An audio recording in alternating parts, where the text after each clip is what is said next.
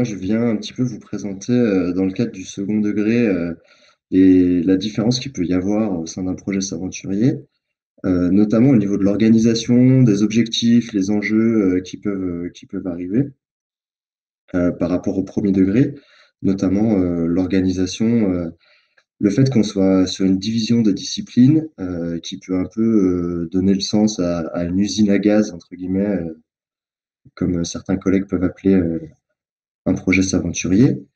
Mais si on s'intéresse un petit peu au projet s'aventurier, on a la possibilité de faire beaucoup de choses à plusieurs, notamment. Donc c'est pour ça que j'aime bien mettre cette image que vous avez à l'écran.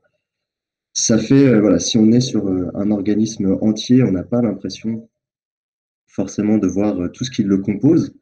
Mais si on zoome un petit peu, on peut voir que il existe plein de petites choses qui peuvent graviter autour de cet organisme, vivre dessus même. Et c'est un petit peu ce qui symbolise un projet s'aventurier dans le secondaire pour moi. Euh, Tout simplement puisque donc dans les objectifs, on est moins sur du disciplinaire que sur du méthodologique, et notamment sur les objectifs de compétences, le développement des compétences, le renforcement des compétences des élèves, dans l'acquisition, le développement de savoir-être et de savoir-faire, qui va être extrêmement important dans le secondaire, euh, avec des enjeux dans le travail de groupe, dans les compétences sociales, le fait que les élèves développent des compétences de débat, de justification de leurs résultats entre eux, mais aussi à l'intérieur de la classe, est extrêmement important, extrêmement intéressant aussi d'un point de vue méthodologique pour l'enseignant, mais pour les élèves aussi dans un futur proche pour eux, puisque on parle aussi d'orientation dans les projets s'aventuriers. Donc, le fait de naviguer en permanence grâce à cette démarche scientifique et ces 8 étapes de démarche scientifique fait que globalement, d'un point de vue des enjeux, on a un développement de compétences qui est énorme. Souvent, ces compétences sont les compétences transversales qu'on peut avoir du mal à faire vivre dans nos disciplines ou dans certaines disciplines parce que manque de temps, parce que manque de d'outils pédagogiques à disposition. Ici, dans un projet s'aventurier, ce qui est très intéressant en SVT, par exemple, c'est le fait qu'en 1 heure et demie, on traite la quasi-totalité des enjeux liés au développement durable, aux EMC, avec la notion de prise d'information, de référencement des informations, qui peut être parfois très compliqué à travailler et qui ici est très facilité dans le sens où les élèves, comme ils doivent justifier en permanence chaque étape qu'ils réalisent d'un point de vue de la démarche scientifique, fait qu'ils arrivent assez rapidement à développer ces compétences sans nécessairement avoir besoin de l'enseignant. Euh, et ici, du coup, c'est assez intéressant. L'autre enjeu, c'est de pouvoir travailler à plusieurs aussi, d'un point de vue personnel, d'un point de vue professionnel. Le fait qu'un enseignant travaille avec d'autres collègues ou travaille avec un chercheur pour pouvoir développer son projet s'aventurier devient vraiment une importance euh, principale dans le développement des compétences professionnelles. Pour ce qui est des outils utilisés et développés par les s'aventuriers dans le secondaire, moi j'aime énormément utiliser le cahier numérique de l'élève chercheur, qui sera présenté dans une future formation, il me semble, qui du coup est très utile pour le suivi, notamment avec la transdisciplinarité qui est possible à l'intérieur du cahier numérique. La possibilité aussi pour ceux qui travaillent déjà en classe inversée de continuer à travailler en classe inversée à l'aide de ce cahier numérique, puisque comme il est dématérialisé, notamment par exemple pendant le Covid, le confinement, c'était assez facile de continuer un projet s'aventurier si on a accès au cahier numérique de l'élève chercheur, puisque les élèves peuvent continuer à dialoguer à l'intérieur de leur groupe, à l'intérieur de la classe, euh, sur les différentes étapes qu'ils abordent, le fait qu'ils travaillent ensemble, etc.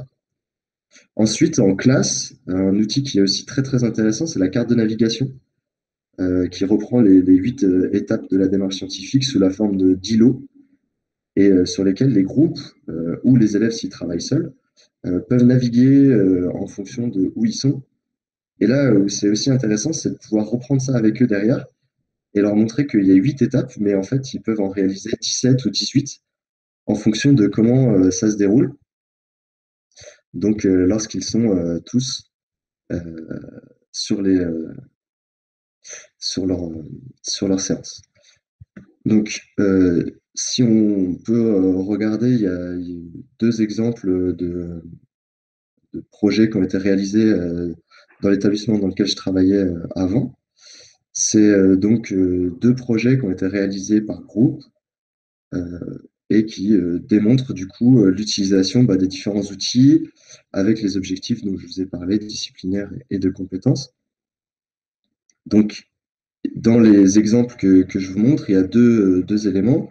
Un élément du coup qui est un élément de travail autour du développement durable, mais surtout de la réflexion de ce qui entoure les élèves d'un point de vue du collège et comment améliorer leur environnement proche.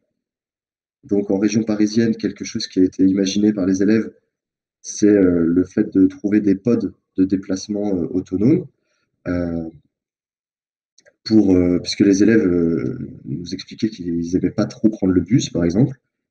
Ici, le développement du pod, du coup, pour éviter de faire appel à des Uber ou à d'autres formes de VTC ou de taxi, donc moins de pollution puisqu'on est sur un élément électrique, mais d'un autre côté, le confort euh, d'un élément où on peut être maximum 4 à l'intérieur et où on ne se retrouve pas comme dans un bus ou dans un métro à devoir laisser sa place ou être en permanence debout, parce que les élèves appréciaient pas trop. Donc ils ont réfléchi ça, ils l'ont imaginé.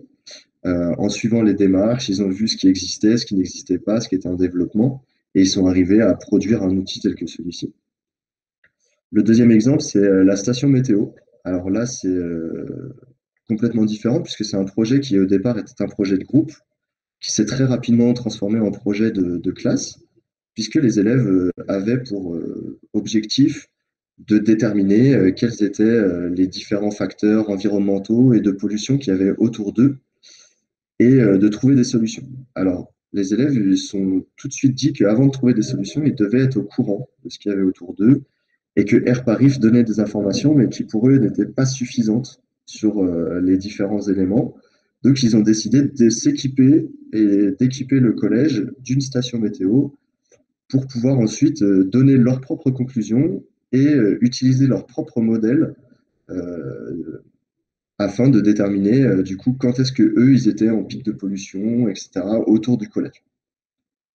Du coup, ils ont tout réfléchi. Donc là, ça se fait avec, les deux projets se sont faits avec le professeur de technologie. Ils ont réfléchi, voilà, entre la SVT et la technologie, qu'est-ce qu'on pouvait faire, qu'est-ce qu'il fallait faire par rapport aux différentes données, etc. Et après, ils ont réalisé un cahier des charges et ils sont arrivés à la production de cet outil qui est fonctionnel. Alors, ils n'arrivent pas toujours à la finalité. Donc ici, par exemple, en SVT, on n'a pas réussi à faire un modèle pour généraliser les données. Mais par contre, on peut réutiliser les données qui ont été faites, donc ça par les élèves de troisième. On les a réutilisées en sixième pour d'autres travails de réalisation de graphique ou de choses comme ça. Voilà.